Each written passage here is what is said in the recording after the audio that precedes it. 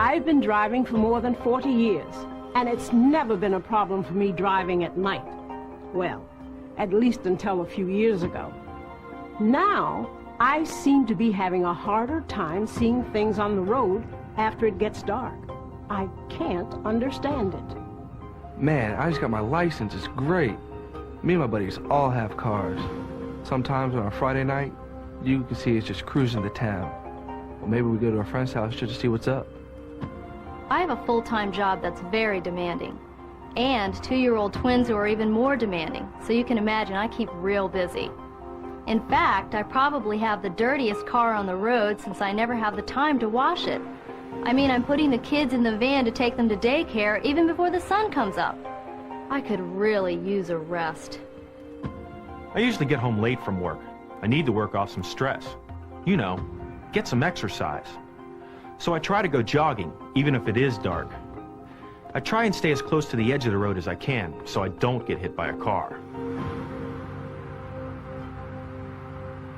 Just about all of us have a driver's license. And every day we depend on our cars to get us where we need to go, whether to work, to a friend's house, to the shopping mall, or to a vacation spot in another state. But since driving is an everyday activity, we can sometimes take that privilege for granted. And unfortunately, we can also take safety for granted. However, if we do that, even for a moment, the unexpected can happen. A vital traffic control device along the roadway might be overlooked, which is something that could more easily happen while driving at night.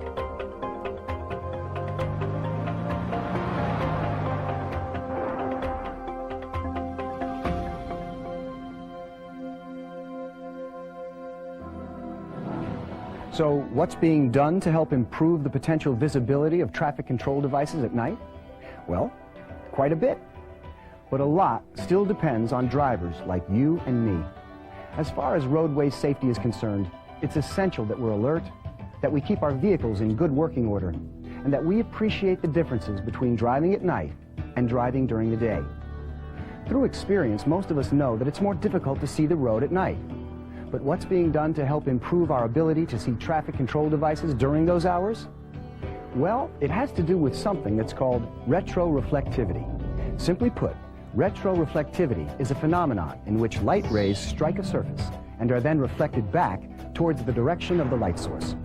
To a driver, this makes traffic safety devices appear to illuminate or glow. Federal, state, and local government agencies, working together with academia and the traffic safety services industry, are dedicated to developing and maintaining a safe, efficient roadway system for both daytime and nighttime driving. That's where retroreflective technology comes in. It increases the effectiveness of a car's headlights, making road signs, pavement markings, and roadway safety devices more visible at night. So, what makes retroreflectivity possible? Well, there are two basic technologies involved. The first type uses small glass beads. These tiny round spheres aren't much larger than a grain of salt. They're applied to materials that are used in manufacturing traffic safety devices. Materials like white and yellow paints, thermoplastics, and epoxies, making them retroreflective. These same beads are used in making retroreflective sheeting that's applied to signs and roadway safety devices, as well as other items like safety vests. In essence, each glass bead works like a small directional mirror. Together with the material that's behind it, a bead turns incoming light around, reflecting it back to its source. The second basic technology that the traffic safety services industry uses is prismatic reflectors. These prismatic retroreflective materials work somewhat differently from glass beads, as they redirect the light back to the source through multiple internal reflectors. Familiar types of roadway safety devices using prismatics include reflectors that are positioned on roadside markers and barriers, as well as the raised retroreflective pavement markers that are increasingly being used on otherwise dark roadways. Prismatic retroreflective materials consist of tiny cube-corner retroreflective elements.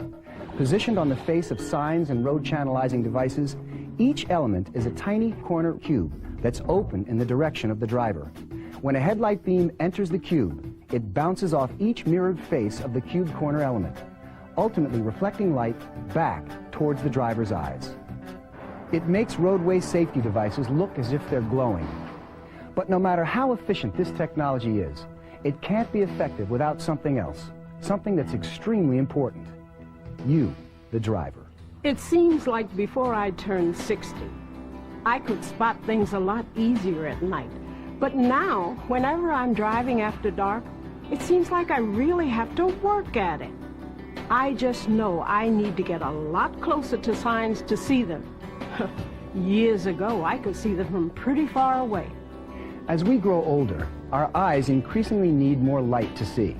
By the age of 45, the average person needs 4 times as much light to see at night as a person at age 19. That's one of the reasons why the use of retroreflective materials on roadway safety devices is so very important. Retroreflectivity gives America's maturing population a better opportunity to drive safely at night. It does that by allowing them to see roadway signs, markings, and safety devices a lot sooner, and a lot better.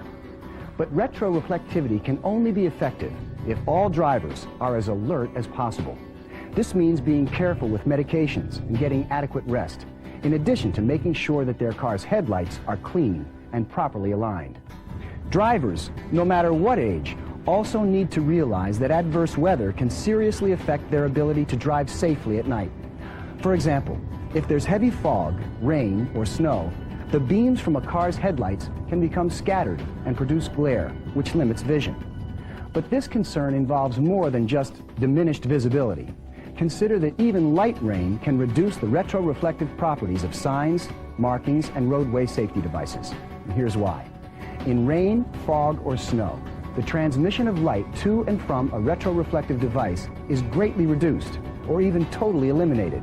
So during adverse weather, it's important to stay off the roads if possible. But in case doing that isn't practical, then you need to drive more slowly and cautiously. Also, make sure that your windshield wipers, lights, and defroster work properly. On Saturday nights when I go driving out with my friends, we have a great time. I mean, we're not getting in trouble or anything. We're just messing around. In a car, innocent horseplay can cause the driver to look away from the road at exactly the wrong time, missing something important, like a stop sign, even if it's clearly visible and made of retroreflective material. Traveling too fast in relation to driving conditions can also have very severe consequences. That's because at night, or in adverse weather, a driver is almost totally dependent on the visibility that's provided by a car's headlights. Roadway lighting is a highly effective method for increasing nighttime visibility and for preventing accidents. But unfortunately, it's not practical to have it in place everywhere. That's why, when driving on a dark road using only your headlights, it's important to concentrate on what you're doing. This demands that you use your car's high beams whenever possible, helping you to more easily see retroreflective signs, markings, and roadway safety devices from a distance. I've got my 2 little kids in the car, so I'm a very careful driver. I wouldn't want anything to happen to them, or to me for that matter. So if it's raining really hard or something, I take it easy. Thinking about that, a good rainstorm would help clean off my dirty van. When it comes to driving on dark roads, a dirty vehicle isn't anything to joke about. And here's why. The dirt that accumulates on a car isn't just unsightly. It can actually cause an accident. No joke.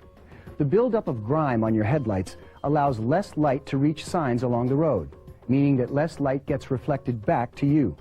While we're on the subject, in addition to keeping your car clean, it's essential that things like headlights, tail lights, and windshield wipers be in good working order. This means both headlights need to be functioning. If one burns out, it needs to be replaced as quickly as possible. And the same goes for your taillights. Another point is that headlights must be properly aligned. In this way, their beams are focused exactly as they should be. Also, you should replace your car's windshield wipers periodically. That's so they don't wear down to the point of smearing your windshield instead of wiping it clean. When I go jogging at night, I try to wear light-colored clothing. That way I can be seen a lot easier. But I have to admit, there have been a few close calls.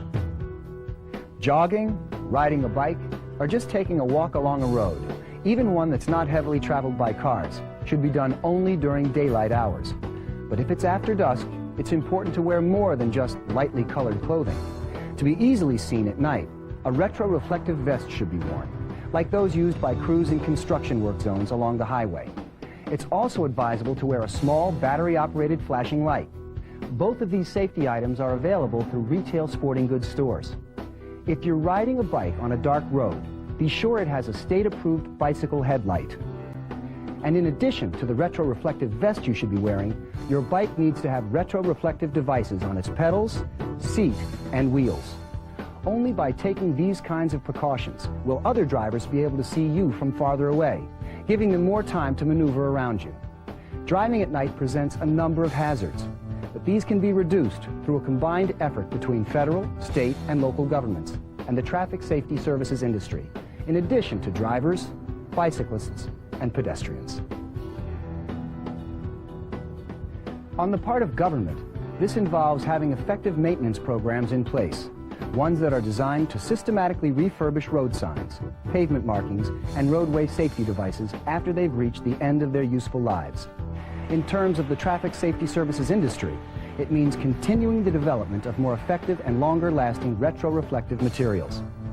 This kind of effort also encompasses developing, testing, and deploying newer and better retroreflective devices, something that's an ongoing initiative of both government, academia, and industry. It's interesting to see how they're making road signs to help you see better at night.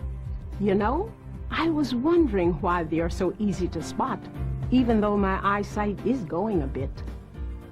I'm definitely going to be more careful about messing around when I'm in a car with my buddies. Guess where I'm headed right now? To the car wash. I'll tell you what, next time I go jogging at night, you'll see me in one of these retroreflective suits. Operating a motor vehicle at night, especially in adverse weather, brings with it some very serious responsibilities.